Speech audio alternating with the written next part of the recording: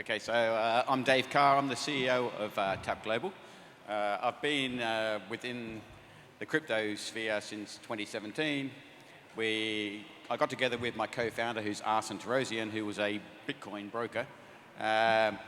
He had a vision to enable the traditional finance to interact with cryptocurrencies.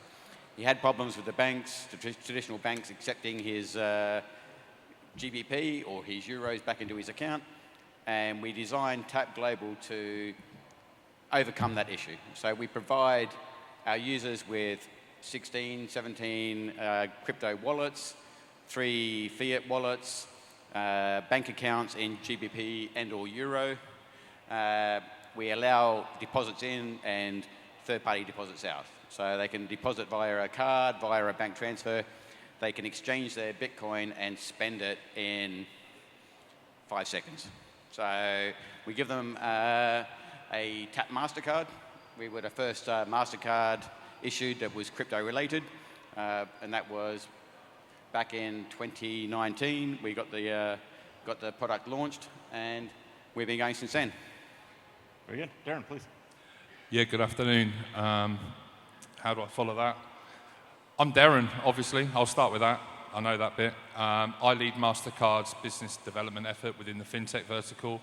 So I am by no means a crypto or digital asset expert. I'm probably rather humbled in the presence that I'm in right now.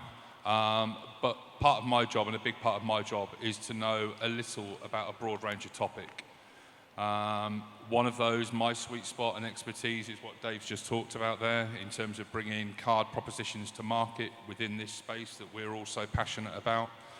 Another part is ultimately to help connect people within Mastercard as a network and to help do some of that heavy lifting, some of the non-sexy stuff, if you like, of actually just getting the right people in the right room, talking together about the right things, and enabling some really meaningful and powerful partnerships.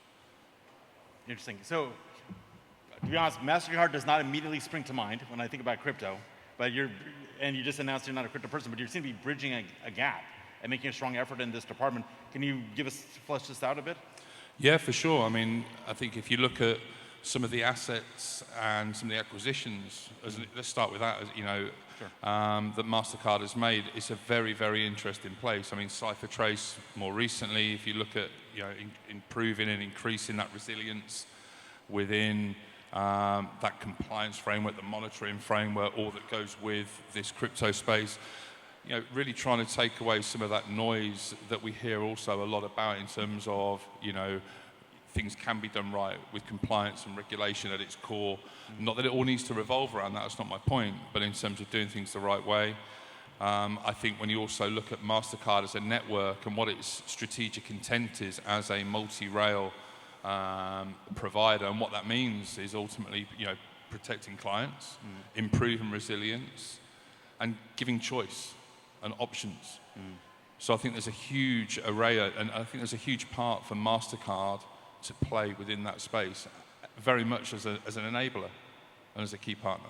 Okay, and it's interesting you mentioned the word network, which is kind of evocative of crypto networks and that whole infrastructure. Is there a software or API package, or you said Rails, that is provided that me as a consumer don't see, but is on the back end? So, as I sort of alluded to, I'm not a product expert per se. I've got a decent awareness of what's under the hood to a certain level. I mean, clearly within that CBDC world, there's a lot. We've got Open Sandbox. We're doing a lot in that space. We've got some really interesting, partnerships that are in the mix. Nothing that we can necessarily talk about in any more detail today, but there's things that you'll see very soon. If you look at some of the things we've done with in the Bahamas with the sand dollar, there is access that people can get, and there are sandboxes that we work within. But I think it's about how can, and the way I certainly look at things from a Mastercard perspective is how can our capabilities, how can our kit bag, if you like, what's in our asset sets, what's the breadth and depth of our capability that clients can leverage. And those clients. So, for example, looking at, Dave and Tap, as a licensed entity, Mastercard, in terms of issuing a card, is going to work with a BIN sponsor, a regulated entity, right? It all starts with that regulatory presence in terms of issuing or acquiring, right? Then when you actually get under the skin and understand who does what, I'd place a pretty sizable bet that, you know, TAP's technology is far over and above what any other third party, that's their niche, and that's how they then plug into that ecosystem and make the magic happen, if you like. So let's dive into the relationship between you two, because I think that's a good specimen that other people can kind of hook into and understand what's possible. So explain a little bit more depth your business, and then the interaction between yours and MasterCard.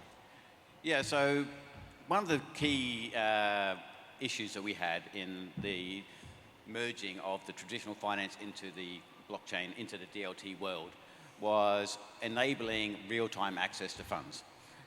So doing that is great. If it's a bank transfer, we all know that we're still using a bank transfer back to the bank, and it will take as long as it takes. However, if you convert your Bitcoin, your Ethereum, your USDC, your GBPT that we're launching next month. Pause. You just dropped a little nugget. What are you launching next month? GBPT. Oh, okay. What the other gentleman mentioned. Okay. Yeah. So we're launching that as an additional currency next month. But you want to spend I'm sorry, it just hit me. You're issuing a stable coin. No, we're not issuing. They're issuing. We're launching onto our platform as an available asset. Got it. So we're not an issuer. The whole thing with TAP is we're a middleware layer. We're connected into 5 exchanges now. Okay. Around the world for different tokens. And our middleware is an AI-based middleware. We're looking at the best price for the consumer. That's ultimately our aim. We don't care what the price is. It doesn't make any difference to us. We want to find the best price for the user on every trade. And that could be GBP to Bitcoin. It could be Euro to Tether. It could be whatever. So it doesn't make any difference to me. So I'm finding the best price, and that's why customers keep coming back. But if you want to spend that in real time, convert it into, convert that into fiat, load it to your card, and go and spend it. You could spend it in 5 seconds. So that's the beauty with MasterCard. MasterCard have also already approved TAP to do a real-time conversion. So you could spend Bitcoin on the TAP card. We haven't launched that product. We will launch it at some point. We've got to fine-tune it to make sure that a user can turn on and off which assets he wants to sell, because when people have launched this in the past, it's failed, or we think it's failed, because the provider decides what currency to sell. Okay, you might have some Ethereum, you might be a hodler of Bitcoin, but you've got some Ethereum, you've got some USDC, some USDT, some GBPT. You want to sell those, but you don't want to sell your Bitcoin, maybe. So if the user can choose the value of which asset he wants to sell in what order, that's the beauty of the product that we're trying to build, rather than me just choose it for you and have an overall balance. I can just go and take your BTC. If you don't want to sell it, then don't make it available for me to sell it. So that's what we're building at the moment, is an on-off switch, and the order in which you want me to sell it. So you want me to sell your Ethereum first. You want me to sell your USDC next. You tell me the order, and obviously going back to the fiat as well. You might have GBP, you might have Euro, you might have US dollars in your wallets. I can choose those first if that's what you want me to do, but if you don't have those, what do I sell next? Or do I just say no? So you can build complex rules. Exactly, and we want to make precedent orders. But we want to make these rules the consumer-driven. We want them to choose those rules. We will have a standard set of rules and say this is what we think you should do, but we're not going to tell you how to do it. It's your money. Ultimately, we're not going to dictate how you do it, and we don't want to dictate it. Actually, again, going back to some of the previous panels, we aren't the government. We're not the big brother. It's not our asset. It's your asset. If you want to sell it and spend it on a card, then go away and do it. So Mastercard and TAP have been together since day one. I've been working with Mastercard for a long time. So 2004 was my first Mastercard product. So it was a natural choice for me as a developer or as a designer to go back to Mastercard. So I could use Mastercards. I understand the network. I understand the infrastructure. I understand the rules. Our product isn't the best product. That's because we were the first. Okay, we were the first prepaid Mastercard with crypto-related activity. So we had to learn Mastercard had to learn how we were doing it along the way. So there are cards out there that launched after us that are bigger and better, have more money. Obviously, if you're going to buy a big stadium in the middle of LA, then you're going to be bigger than me. So I'm not going to do that. But I'm putting all of my revenues back into my product. And I'm trying to make the product better and better. We're working with Mastercard. We've added 5 more variations to our products, which is being released at the moment. So we're doing all of these things, but we go hand in hand with Mastercard. We have an idea, we go back and say, this is what we want to do, what do you think, how can we do it better? And it's vice versa, so we're working together. So in my outsider mind, approaching a big company like Mastercard sounds hard, and educating them on crypto sounds hard. And I wouldn't necessarily know how to approach them, but what's the process like in real life? Because you obviously got it done. Yeah, well, in real life, it was, looking back now, ultimately it was about who I was and why I could get in the door. Because my business partner knocked on the door with Visa and with Mastercard, and he's a Bitcoin guy. They didn't want to know. He couldn't say the story in a way they needed to hear it. But with me, because I was a Mastercard guy, I've built a lot of Mastercard products. They would listen to me. And I'd say, this is how I'm doing it, and this is how it will work. This is what we're trying to achieve. And then we got to go ahead fairly quickly. It took from first meeting to launch was 6 months, which is quite a quick process. Extremely process. Fast. Exactly. I didn't launch to the public in 6 months because it took me another 12 months to get my license here. So I had it, and I was in test. I was live. I had the card in my pocket. I could spend it, but I couldn't issue to the public until I had my license here. So you're licensed in Gibraltar? Yeah, so we've got a full DLT license, custody, accepting fiat, and all the trading elements that we provide. Again, we're a client of Fireblocks as well, but most of as I said, most of us are. And did the fact that you have this relationship with Mastercard facilitate you getting your license here? Did that have credibility, or was it a non-issue? No, it was never going to be the license. No, Mastercard was never mentioned on the license. But the regulator didn't care about Mastercard as such. However, we teamed up with Transact, is an e-money issuer here in Gibraltar. They are the Mastercard member. I'm not the Mastercard member. Transact is. So we use them as a third party for the issuing of the card. We deal direct with Mastercard on a lot of elements, but Transact is a member. And we would then look at another member in Singapore, another member in the USA, another member in Australia. So we will work with different people in different jurisdictions, because I don't want to be the e-money issuer. I don't want to be the Mastercard member necessarily. I might be one day, but at the moment I don't need to be, because I've got partners that can do that for me, and that is not my revenue stream. Interesting. Yeah, I feel like you want to there's comment. infrastructure that comes with that, right? You know, in terms of the regulatory oversight, the licensing, the permissions. Obviously, there's a level that you have already, but I think some of the work that the Mastercard principal member will do, they're a bit of an unsung hero at times in terms of if it works and it's expected to work, no one really understands the true value and the depth and breadth of what it is they're truly doing. But things like managing settlement, managing bulletins, updates, there's a huge amount of rigor, process, and competence and credibility that needs to be in place. And a lot of right now a lot of fintechs and tech fins, whichever your preference, that we work with, will not have that level of control nor maturity. I'm not saying TAP hasn't, but the majority. You're not saying TAP has them? I'm not saying TAP hasn't. You guys are good friends, right? Right? But it's important to acknowledge the value of that ecosystem and who plays what and who brings what into that value chain. Interesting. Now, he mentioned, but I'm going to throw it at you. He mentioned you launched 5 Mastercard products. So for us newbie audience, what does it actually mean to launch a Mastercard product? Well, it depends on the product, first of all, right? For example, what is... So, I mean, in terms of let's use card products, okay? Because that's what I know, If you take a step back, Mastercard is absolutely open for business, in terms of across the lines, across the technology lines, across understanding what is it that clients are asking for and wanting. So in terms of mobilizing a product and thinking about getting to know it, ultimately, without pointing out the obvious, it starts with a conversation and a bit of a discovery. What is it that, and it's important that it's the client's agenda. It's not Mastercard's agenda. Mastercard's got a lot of capability. It's got a lot of services assets that it can avail to clients to help mobilize and accelerate and to get the product into the market and hopefully scale, et cetera, ideate, evolve, et cetera. Mm-hmm.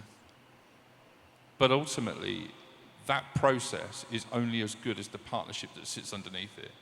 So using the example with TAP and with Mastercard, there's got to be transparency, there's got to be clarity, there's got to be a very clear sort of vision and objective, but also a level of humility that says, do you know what, we know we're not going to get it right necessarily straight off the bat, but let's at least ensure that those initial foundations, i.e. that regulatory piece that when I started talking earlier on, that's the bit that is your fundamental. You build it on solid foundations rather than quicksand. You've got something that you can work with and that you can evolve and that you can ideate. Interesting. And you mentioned the MasterCard input you said to us also, the fintech aspect of it. So explore that a little bit more. What's the underlying infrastructure the MasterCard has in that department? Is it programming languages? Is it back-end facilities? Is there a cloud plugin? Like, what do you have? So there's a huge, all of the above is the quick and simple answer, right? Okay. The challenge is that it won't necessarily be appropriate nor applicable for every single entity that MasterCard engages with. So for me, and this is some of the value that me and my team hopefully bring to that table, it's about very quickly trying to identify and understand what is it that this prospect or potential client is looking for, what do they want, where's the potential fit, where's the potential synergy, but also, let's be honest, things cost, and as a result, today's engagement with Mastercard for X, Y, or Z may not be appropriate, but it may well be with the wider ecosystem that we can introduce. So it's not just about what Mastercard has under its own hood, it's about the partners that Mastercard already works with, which we can avail, of course, those introductions. Okay, so there's an ecosystem around Mastercard. 100%. Okay, and that's made of your partners and other industry vendors? Absolutely right. Okay, and they actively, it's actually a new world to me. Yep. So they actively collaborate with each other to produce 100%. these financial products. So as an example, and this bit might sound a little bit odd, because to what I've just said, there is clearly some infrastructure and services that Mastercard has that it will sell, right? However, my team, we remain agnostic. If the right product is the Mastercard product, great. But at the same time, we will avail all of these wider sort of value chain ecosystem partners to said client or said prospects. It's down to them to make that decision. Again, it comes back to, you mentioned something earlier, Gordon, which I thought was quite interesting in terms of, is MasterCard really in this space? Using the DLT example, MasterCard is one of the most heaviest hitting entities that is from a patent perspective in the DLT space. I think that's quite interesting. I remember when I was working, I used to... I'm sorry, I want to make sure I heard you. From a patent perspective? Yeah. Okay, go ahead. Global leaders of DLT patents. Right, and I remember I used to spend a lot more time in Gibraltar a few years back. I used to work at Transact Payments Limited. I remain agnostic, as I just said, to that wider ecosystem. But it holds a very fond and special place in my heart. But my point is, we were sitting with, I think it was Hassan's at the time, and someone said, but Mastercard is, look at what you're patenting. If that's your space and that's what you will know this far more than me. If you look at what Mastercard is doing in that space, it's genuinely fascinating. And that's, for me, on a personal level, this isn't me drinking the Mastercard Kool-Aid. It's a point of, as a tech-led company first, and multi-rail strategic intent in its approach, i.e. a world beyond cards, that's a pretty interesting and compelling recipe for future success. And is the intellectual property that Mastercard's developing for DLT brewed in-house? Do you have the equivalent of Bell Labs, except Mastercard Labs, or are you outside, or where's it come from? As an example, we've just opened a new lab in Leopardstown in Dublin. Okay. Have a read. It's all on there, and we've got those labs all around the world. Who's learning something new about Mastercard? I hope I'm not boring you, by the way. Apologies if I am. That's fascinating. It's interesting. Say again? Go ahead. Actually, stand up, say who you are. Don't be shy. Yeah.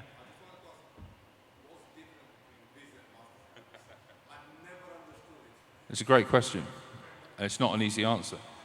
I think, and this isn't me logo, isn't it? This isn't me sitting on the fence. I'll ask your comment as well, if I may, in a minute, Dave. For me, it comes down to the local markets. If you strip everything away as networks, they're comparable, right? But it's how does one get things done? How deep is the kit bag? And I talk about a kit bag a lot, but in terms of the breadth and depth of capabilities, what are the products, the services, the assets? In the UK, as an example, Mastercard versus Visa, and I'm talking about it from my world, from a fintech perspective, there's a reason that we have, and let's lowball this for a second, 80% of that fintech market. There's a reason for that. There's also a reason why those roles are reversed in other markets. For me, it comes down to how well ingrained and how strong is that proposition in that local geography.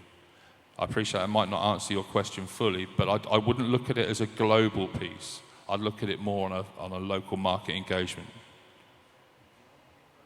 Wait. I'd challenge that all day long. What are the facts behind that? Just tell me.